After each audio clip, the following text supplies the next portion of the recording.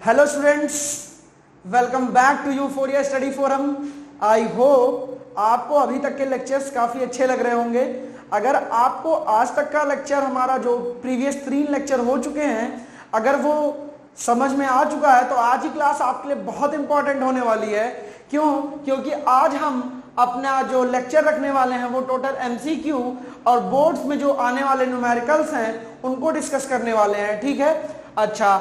और अगर आपको लेक्चर नहीं समझ में आया है तो ऊपर आई बटन में लिंक आ रहा होगा, ठीक है, आप लोग वहां क्लिक करके पहले वो तीनों लेक्चर कंप्लीट कर ले और फिर आज के लेक्चर को ज्वाइन करें। ठीक है, अगर नहीं भी देखते हैं तो कोई बात नहीं, मैं थोड़ा सा बेसिक इसमें डिस्कस कर लूंगा जिससे हमारा सेशन बहुत स्मूथ जाएगा। ठीक है, तो आज हम पहले एमसीक्यू डिस्कस करते हैं आपसे कुछ, ठीक है, जो आईआईटी के लिए, ठीक है, जेई मेंस के लिए, आईआईटी मतलब जेई मेंस और जेई एडवांस दोनों की बात कर रहा हूं, नीट के लिए बहुत इंपॉर्टेंट होने वाला है, नीट के लिए। ठीक है, तो बिना लेट किए आज स्टार्ट करते हैं हम लोग अपना सेशन जिसमें एमसीक्यू और न्यूमेरिकल्स डिस्कस करेंगे। ठीक है, तो हम लोग पहला क्वेश्चन आपके सामने स्क्रीन पर आ गया होगा। पहला क्वेश्चन क्या कह रहा है? फाइंड द डायमेंशन ऑफ के। इसके डायमेंशन को बताना है, डायमेंशन, इसके डायमेंशन को बताना है।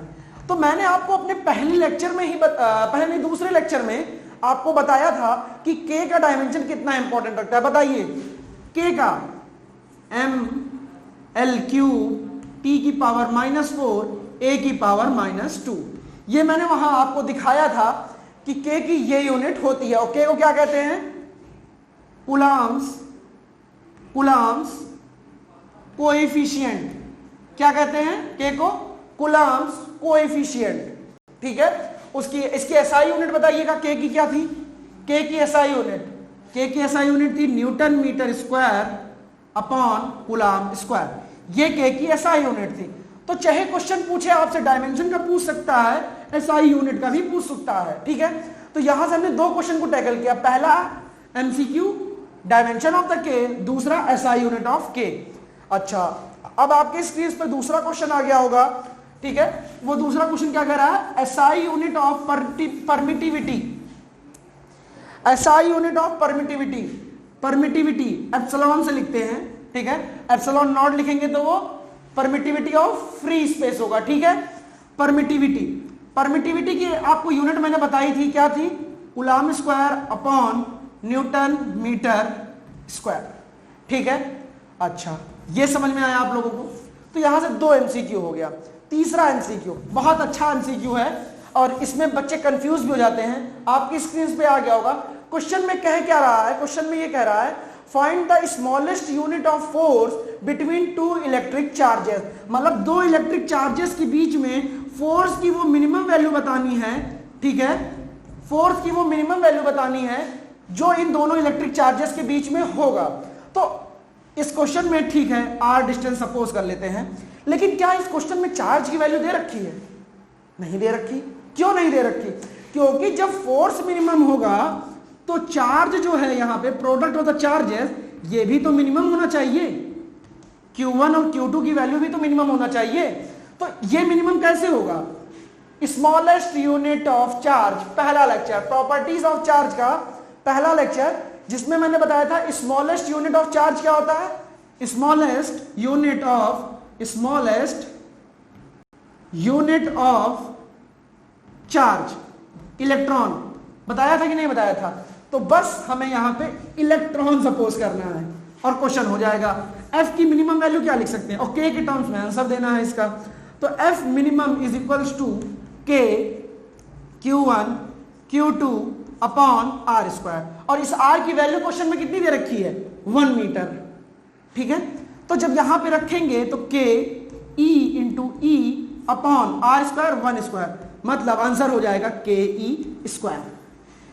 ये इतना बेसिक क्वेश्चन है कि इसकी पॉसिबिलिटी भी है कि ये नीट में पूछा जा सकता है। ठीक है, ये क्वेश्चन आपको समझ में आया? के ई स्क्वायर, ये बहुत बेसिक क्वेश्चन है। आपके बोर्ड्स में भी ऑब्जेक्टिव टाइप में 1 नंबर में ये आ सकता है। ठीक है, ये क्वेश्चन हो गया। इसके बाद आपसे मैं 3rd क्वेश्चन पूछने जा रहा हूं। ठीक है, 3rd नहीं 4th क्वेश्चन, सॉरी, आपकी स्क्रीन पे आ गया होगा। 3 क्वेश्चन डिस्कस किए हैं। अब मैं ये चौथा क्वेश्चन डिस्कस करता हूं आपसे, ठीक है। इस क्वेश्चन में क्या कह रहा है कि 3 चार्जेस हैं ए बी, ठीक है। पहले ए बी की बात करते हैं। तो इन दोनों के चार्जेस जो हैं वो क्यू और क्यू हैं। इन दोनों के बीच में कोई फोर्स एफ लग रहा होगा, ठीक है। लेकिन अगर कोई थर्ड चार्ज जो कि न्यूट्रल है, हम सी सपोज कर लें, उसको एक बार ए पे टच कराते हैं और उसी को फिर एक बार बी पे टच कराते हैं, ठीक है।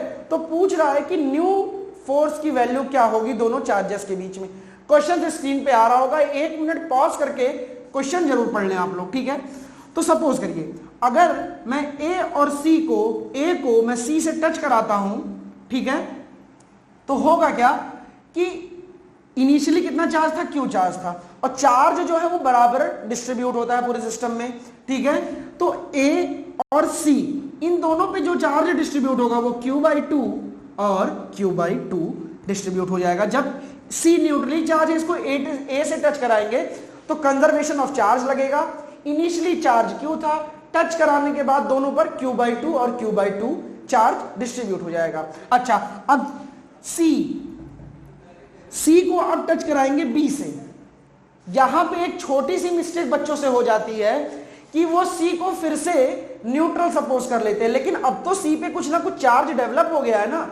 तो जो ये चार्ज डेवलप हो गया है Q/2, तो जब इसको बी पे टच कराएंगे तो टोटल इनिशियल चार्ज कितना हो जाएगा, 3Q/2। टोटल इनिशियल चार्ज कितना हो गया, 3Q/2।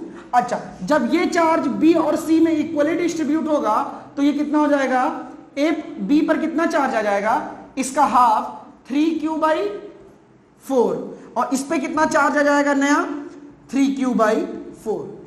अब इसको फ्रेम से हटा दिया गया, इसका कोई यूज नहीं। तो अब दोनों में नया चार्ज कितना हो गया, Q/2 और 3Q/4। तो नया फोर्स की वैल्यू क्या होगी, एफ न्यू, जब सी चार्ज को टच करा दिया, K Q/2 3Q/2 upon R², ठीक है। जब यहां से एफ न्यू निकालेंगे तो वो क्या हो जाएगा, एफ न्यू, ये देखिए यहां से क्या हो गया, 3Q² K अपॉन 4R²। यहां से ये नया फोर्स की वैल्यू आ गई, ठीक है। अब हमें यही नई फोर्स की वैल्यू बतानी थी कि नई फोर्स की वैल्यू क्या होगी जब तीनों चार्जेस को टच कराने के बाद सिस्टम को फिर से उसी पोजीशन पे रखा जाएगा जिस पोजीशन पे रखा हुआ है। ये क्वेश्चन हो गया, ठीक है। इसके बाद 5वां क्वेश्चन देखते हैं, एमसीक्यू टाइप का, स्क्रीन पर आ गया होगा। उसमें कह रहा है कि दो चार्जेस रखे हुए हैं जो किसी फ्री स्पेस में है, ठीक है। तो इन दोनों के बीच में कुछ फोर्स लग रहा होगा, फोर्स फ्री स्पेस में, ठीक है। बोल रहा है कि जब इन दोनों चार्जेस को किसी मीडियम में रखते हैं जिसका डाइलेक्ट्रिक कांस्टेंट K है, किसी मीडियम में रखते हैं, मतलब यहां पे कोई मीडियम आ गया, उसका डाइलेक्ट्रिक कांस्टेंट क्या है, K है, तो नई फोर्स की वैल्यू क्या होगी। तो F उस मीडियम का हम डिस्कस करते हैं, उस मीडियम का नई फोर्स की वैल्यू क्या होगी। देखिए चार्जेस तो सेम है, तो 1/4π। अच्छा, अगर मीडियम की बात आ रही है तो फ्रेम में क्या आ जाएगा, relative permittivity. K is equals to क्या था, ε/ε0। एप्सिलॉन क्या था, ये मीडियम का था, ये डाइलेक्ट्रिक कांस्टेंट हुआ करता था, और ये ε0 क्या था, ε0 परमिटिविटी ऑफ फ्री स्पेस, ठीक है। तो 1/4π ε0 की जगह क्या रखेंगे, मीडियम की परमिटिविटी, तो वो क्या लग जाएगी, K ε0, क्या हो जाएगी, K ε0। Q1 Q2 वही रहेगा अपॉन R²। क्वेश्चन में कह रहा है कि दोनों फोर्स का रेशियो क्या होगा, F एयर में और F मीडियम में। तो हमें निकालना क्या है, F एयर का ले या free space, F free space का अपॉन फोर्स इन मीडियम, ठीक है। F फ्री स्पेस का या और F मीडियम का, तो फ्री स्पेस में कितना फोर्स लग रहा था, 1/4π ε0 permittivity of free space, Q1 Q2 upon R², ठीक है। और यहां पे वहां लिख रखा है 1/4π K ε0 Q1 Q2 upon R², ठीक है। तो यहां से 1/4 pi epsilon not, 1/4 pi epsilon not Q1 R square R square R square. तो यहां से जब इसको ये के ऊपर चला जाएगा तो दोनों के बीच में F फ्री स्पेस का अपॉन F मीडियम का जो वैल्यू आएगी वो आएगी K/1, मतलब K:1 फोर्स का रेशियो होगा। अब यहां से हमने आपके लिए एक MCQ सॉल्व कर दिया, ठीक है। एक MCQ सॉल्व करने के बाद यहां से आप अगर ये रिजल्ट को याद रखते हैं तो आप आंसर डायरेक्ट कर सकते हैं अपने एग्जाम्स में। जैसे क्या, अगर बोलता है कि यही फ्री स्पेस में किसी फोर्स की वैल्यू, अगर बोलता है कि फ्री स्पेस में फोर्स दो चार्जेस के बीच में 4 कूलम का लग रहा, 4 न्यूटन का लग रहा, 4 न्यूटन का लग रहा है, और किसी मीडियम में डाइलेक्ट्रिक की वैल्यू K की 1.2 है, तो उसमें नई फोर्स की वैल्यू उस मीडियम में क्या होगी?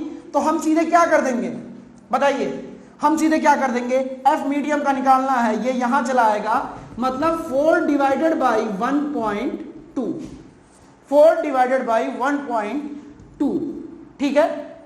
यहां से आंसर क्या आ जाएगा, 3.33 न्यूटन, इतना फोर्स आ जाएगा। तो हमने डायरेक्ट कैलकुलेट कर लिया, हमें एप्सिलॉन नॉट भी नहीं रखना है और हमें कुछ नहीं रखना है।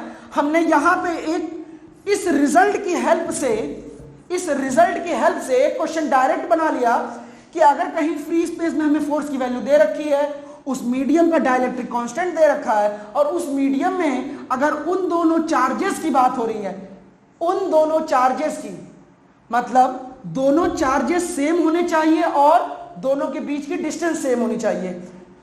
दोनों चार्जेस का मतलब है जो चार्ज एयर में रखे हुए हैं वही चार्ज मीडियम में आए और उतनी ही डिस्टेंस पे आए, तो हम फोर्स डायरेक्ट कैलकुलेट कर सकते हैं और वो आ जाएगा 3.33, ठीक है।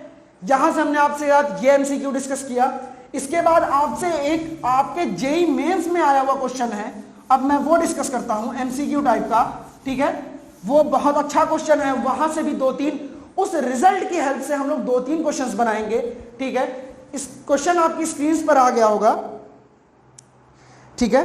क्या कह रहा, मैं भी क्वेश्चन लिख लेता हूं थोड़ा सा। कह रहा कि 2 बॉल्स दे रखी हैं, ठीक है, are carrying equal charges and heard from a fixed support. एक फिक्स्ड सपोर्ट से ये दोनों बॉल कहीं मीडियम या किसी फ्री स्पेस में लटकी हुई हैं, ठीक है, और दोनों पे चार्जेस जो है वो इक्वल हैं, ठीक है। Fixed support hung by length L length से लटके हुए हैं। At electrostatic equilibrium assuming that angles made by each thread is small, separate the equation the separation x between the ball is proportional to। मतलब कुछ नहीं पूछ रहा, question में पूछ रहा है इस x की वो क्या वैल्यू होगी, ठीक है, वो वैल्यू नहीं पूछ रहा, वो पूछ रहा x कैसे डिपेंड कर रहा है इस लेंथ पे। ये आपका आया जेईई मेंस का क्वेश्चन है 2013 का, ठीक है, 2013 का क्वेश्चन है ये, ठीक है। जिस टाइम मैंने जेईई मेंस दिया था उस टाइम भी ये क्वेश्चन मुझसे बन गया।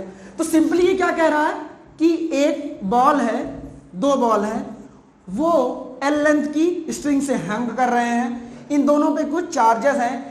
ये इक्विलिब्रियम की कंडीशन में इसके बीच की जो दूरी है x, वो इस लेंथ पे कैसे डिपेंड कर रही है, बस यही क्वेश्चन है। तो आइए क्वेश्चन को देखते हैं। पहले इसकी इक्विलिब्रियम कंडीशन को समझते हैं। अगर दोनों चार्जेस सेम हैं तो ये चार्ज इसको इधर दबा रहा होगा और ये चार्ज इसको इधर दबा रहा होगा। यहां तक कोई प्रॉब्लम हो तो बताइए, ठीक है। अच्छा, इसके बीच का जो एंगल है ये क्या होगा, थीटा, ठीक है, बीच का एंगल क्या होगा, थीटा। इधर जो फोर्स लग रहा होगा उसको हम क्या लिख देंगे, Fe और Fe, इलेक्ट्रोस्टैटिक फोर्स। अच्छा, अब ये धागा है, मैकेनिक्स में हम लोगों ने पढ़ रखा होगा कि अगर कोई बॉल किसी सपोर्ट से हंग करती है तो उसमें क्या आता है, टेंशन, टी से टेंशन। आपको टेंशन लेने की जरूरत नहीं है, टेंशन आपका सारा मैं ले रखा हूं, और टेंशन हमेशा बॉडी से दूर लगता है, दूर चाहिए भी, तो दोनों तरफ क्या लगेगा, टेंशन लगेगा, टी टेंशन, ठीक है। अच्छा, अब इस टी का कंपोनेंट लेना पड़ेगा इक्विलिब्रियम में लाने के लिए। एक चीज और, अगर ये कोई चार्ज है, और मैंने प्रॉपर्टी में भी लिखवा रखा है कि charge is always associated with mass, तो यहां पे कुछ मास होगा m, और वेट के लिए हम लोग लगा देंगे g, ठीक है, और वही यहां पे भी होगा mg, ठीक है। अच्छा, अब ये टेंशन है तो यहां पे इसके दो कंपोनेंट आएंगे, एक इधर एक इधर, वो थीटा तो ये भी थीटा, ठीक, और इधर भी दो कंपोनेंट आएंगे तो ये थीटा, ठीक है। ये क्या हो जाएगा मेरा t cos थीटा, ये क्या होगा इधर t cos थीटा, और ये क्या हो जाएगा t sin थीटा, ठीक है। अब इधर ही का पोर्शन हम लोग कंसीडर करते हैं और इसको सॉल्व करते हैं जल्दी से। तो यहां से हम क्या पा जाएंगे, अगर यहां से सॉल्व करेंगे तो F electrostatic is equals to T sin theta, ठीक है, और mg is equals to T, नहीं, हाँ, mg is equals to T cos theta. अच्छा, अब इन दोनों इक्वेशन को अगर आपस में डिवाइड कर दिया जाए तो क्या मिलेगा, tan theta is equals to Fe upon mg। क्या मिला, tan theta is equals to Fe upon mg, ये तो मिला क्या हमें, tan थीटा, ठीक है। अच्छा, अगर इस क्वेश्चन में देखा जाए कि हम लोगों के लिए tan थीटा हो क्या सकता है, इस क्वेश्चन में अगर हम लोग tan थीटा कैलकुलेट करना चाहें तो वो tan थीटा हमारे लिए क्या हो सकता है, आप लोग प्लीज कमेंट करके बताइए, tan थीटा क्या हो सकता है। यहां से देखिए, tan थीटा अगर कैलकुलेट करेंगे तो tan थीटा, ये देखिए इन दोनों के बीच की दूरी x है, तो अगर इसको हम लोग x ले लें, इस दूरी को x/2, इस दूरी को, ये पूरी x थी तो ये दूरी कितनी हो जाएगी, अगर सिमेट्रिक हम लोग सपोज करते हैं तो x/2, ये डिस्टेंस कितनी है l, क्योंकि क्वेश्चन में ये मेंशन कर रखा है कि tan जो थीटा है वो बहुत स्मॉल है, तो tan थीटा को हम लोग किसके बराबर लिख सकते हैं, tan थीटा बराबर sin थीटा, tan थीटा और sin थीटा आपस में बराबर हो गए, तो ठीक है, sin थीटा की वैल्यू हम लोगों ने लिखी क्या, x/2/l, थीटा के क्वेश्चन में वैल्यू बोल रखी है कि बहुत स्मॉल है, इसलिए इसको हमने tan थीटा के इक्वल कर दिया, और tan थीटा की वैल्यू क्या आ गई, x/2l। अब यहां से tan थीटा x/2l आया, यहां से tan थीटा आया Fe/mg, ठीक है। इसको जब हम यहां से सॉल्व करेंगे तो हम क्या निकाल सकते हैं, tan थीटा को दोनों को इक्वेट करेंगे तो यहां से क्या आ जाएगा, Fe upon mg is equals to x/2l, x/2l, ठीक है। अच्छा, ये Fe कितना होगा, Fe k q1 q2 upon r square, तो यहां से जब आगे सॉल्व करेंगे k q1 q2 upon r square, और नीचे क्या हो जाएगा mg, r की जगह हम लोग क्या रखेंगे, x, क्योंकि दोनों के बीच की दूरी कितनी थी, x is equals to x/2l, और जब यहां से सॉल्व करेंगे तो ये x क्यूब हो जाएगा, x cube is equals to k q1 q2 upon mg, और 2 यहां ले लेंगे l, x और l के बीच में रिलेशन पूछा था तो x डायरेक्टली प्रोपोर्शनल हो जाएगा, x डायरेक्टली प्रोपोर्शनल हो जाएगा किसके, l/1/3 के, ये हमारा आंसर हो जाएगा। तो x किस पे प्रोपोर्शनल हो गया, x जो है हमारा वो डायरेक्टली प्रोपोर्शनल हो गया किस पे, x जो है वो डायरेक्टली प्रोपोर्शनल हो गया l/1/√n/1/3 पर, यही क्वेश्चन था। तो ये क्वेश्चन हुआ, ठीक है। तो अभी तक का कंटेंट कैसा लग रहा है आप लोगों को, हमने यहाँ पे 6 क्वेश्चन डिस्कस कर लिए हैं अब तक, 6 या शायद 7, याद नहीं है, ठीक है। नेक्स्ट क्वेश्चन अब आपके स्क्रीन पर आ रहा होगा, ठीक है। उस क्वेश्चन में भी कुछ नहीं करना है, सेम यही क्वेश्चन होगा। उसमें क्या कह रहा कि ये दो बॉल जो हैं, ये तो अभी इक्विलिब्रियम कंडीशन की बात की, ठीक है, ये आपका होमवर्क होने वाला है, मैं क्वेश्चन डिस्कस कर ले रहा हूं आपसे। ये दोनों बॉल्स कहीं एयर में रखी हुई है तो उनमें कुछ फोर्स लग रहा होगा, ठीक है। अगर इन्हीं बॉल्स को किसी मीडियम में डिप किया जाए, उसकी डेंसिटी आपको दे रखी है, ठीक है, तो उस डेंसिटी में जब ये बॉल्स आएंगी तो उनके वेट में कुछ चेंज आएगा।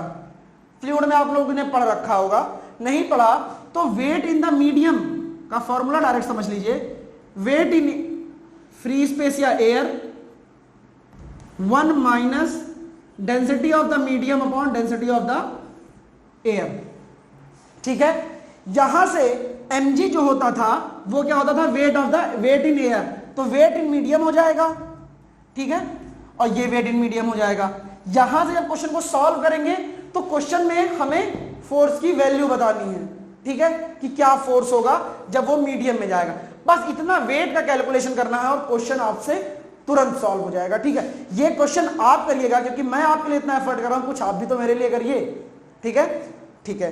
अच्छा, अब इसके बाद मैं बोर्ड पॉइंट ऑफ व्यू से, और इस पे क्वेश्चन जेईई मेंस में भी आया हुआ है, नीट में भी आया हुआ है, मैं कॉन्सेप्ट डिस्कस करूंगा अब आपसे। एक स्क्वायर है, जीरो वाला क्वेश्चन नहीं है भैया, वीडियो मत छोड़ के जाओ, जीरो वाला क्वेश्चन नहीं है, क्वेश्चन कुछ अलग है। आओ, ये ए, ये बी, ये सी, ये डी। ठीक है, बोल रहा है कि चारों कॉर्नर पर क्यू क्यू क्यू रखा हुआ है।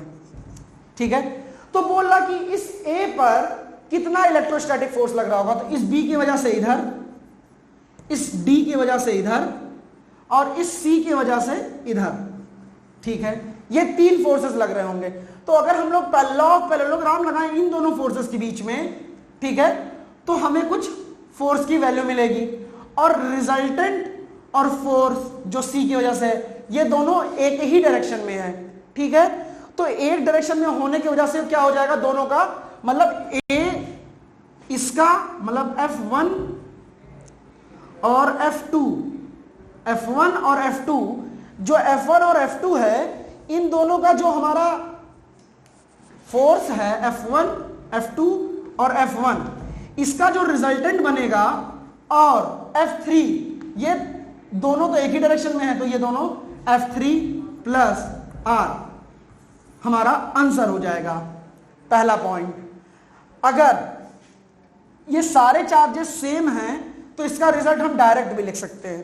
कैसे लिख सकते हैं, थोड़ा सा साफ करने दीजिए यहां पर। हाँ, आइए, ये समझिए, ये हमारा एक स्क्वायर बॉक्स है, ए बी सी डी। ठीक है, इसके वजह से फोर्स इधर लग रहा, इसकी वजह से फोर्स इधर लग रहा। अच्छा, जब charges Q Q Q Q Q हैं और डिस्टेंस भी आर है, आर है, आर है, आर है, तो इन दोनों फोर्स की वैल्यू भी तो सेम होगी।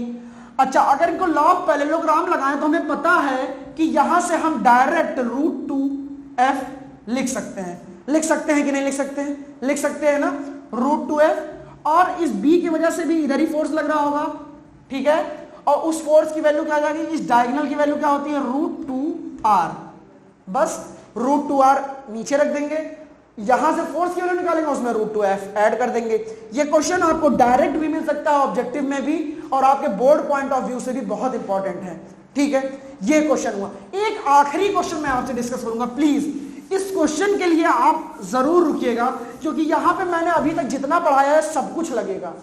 प्रॉपर्टीज ऑफ चार्ज भी लगेगा और कूलॉम्स लॉ भी लगेगा।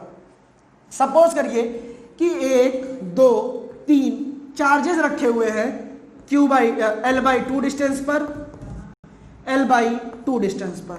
कह रहा है जो पहला चार्ज Q है, ये चार्ज X है और ये चार्ज Q है।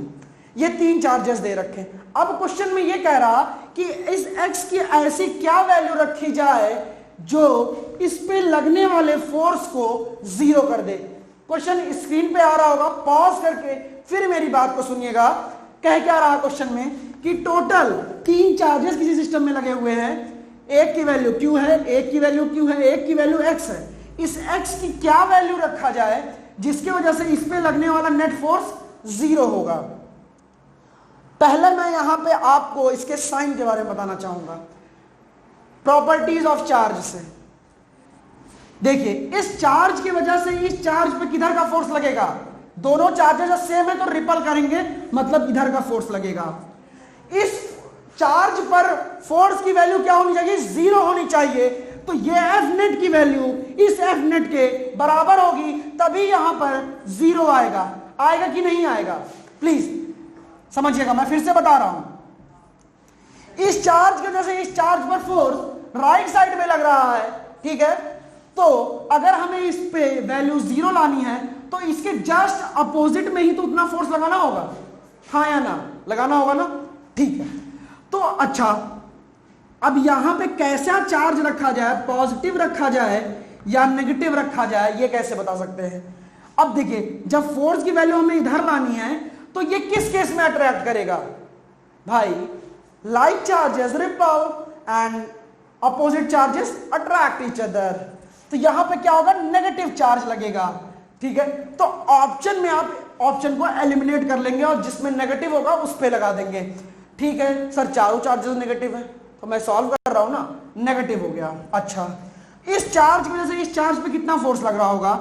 F के Q1, नहीं Q1 क्यों, Q ही है दोनों, Q अपॉन L/2 और ये क्या था? L/2, तो टोटल L² हो गया, ठीक है। अब इस चार्ज की वजह से इस चार्ज पे लगने वाले फोर्स की वैल्यू F के x Q अपॉन L/2 का होल स्क्वायर, ठीक है। कोई प्रॉब्लम नहीं है, ठीक। अब जब यहां से क्वेश्चन को आगे बढ़ाएंगे तो ये दोनों फोर्स की वैल्यू आपस में बराबर कर देंगे, तो kx Q और यहां पे आ जाएगा 4, यहां से जब स्क्वायर करेंगे L² is equals to k Q upon L²। ये सब यहां से कैंसिल हो गया, ये कैंसिल हो गया, ये कैंसिल हो गया, ये कैंसिल, ये नहीं कैंसिल होगा, ये 4। तो यहां से x की वैल्यू क्या आ गई? Q/4। x की वैल्यू क्या आ गई? Q/4, ठीक है। x की वैल्यू क्या आ गई? Q/4, ठीक है। तो यहां पे x की वैल्यू क्या रख देंगे? Negative of Q/4। अगर यहां पे नेगेटिव चार्ज रखा हो, उसकी वैल्यू क्या हो? Q/4 हो, तो यहां पर जो नेट फोर्स लगने वाला है वो 0 होगा। मुझे यह लगता है कि मैंने आपसे वो 10 अच्छे क्वेश्चन डिस्कस किए हैं कूलॉम्स लॉ के। अगर आपको लगता है कि हमें कोई और भी क्वेश्चन डिस्कस करने चाहिए तो प्लीज हमारा हेल्पलाइन नंबर हमेशा आप लोगों के लिए खुला हुआ है, 8957122588। यह हेल्पलाइन नंबर हमेशा आपके लिए खुला हुआ है। आप कभी भी अपने सजेशन, वैल्यूएबल कमेंट्स या हमारे स्टाफ के लिए कुछ कहना चाहें तो इस नंबर पे व्हाट्सएप जरूर कर सकते हैं। कोई क्वेरी हो तो व्हाट्सएप कर सकते हैं। आई होप आपको अभी तक का सेशन मेरा अच्छा लगा होगा। लगा है तो प्लीज लाइक बटन को दबाइए, सब्सक्राइब बटन को दबाइए अगर आप इस चैनल पे नए हैं, और अगर आप पुराने हैं तो आपको क्या करना है? नहीं याद आ रहा? शेयर करना है अपने दोस्तों के साथ ज्यादा से ज्यादा, ताकि आपका प्यार हमारे तक पहुंचता रहे। वंदे मातरम।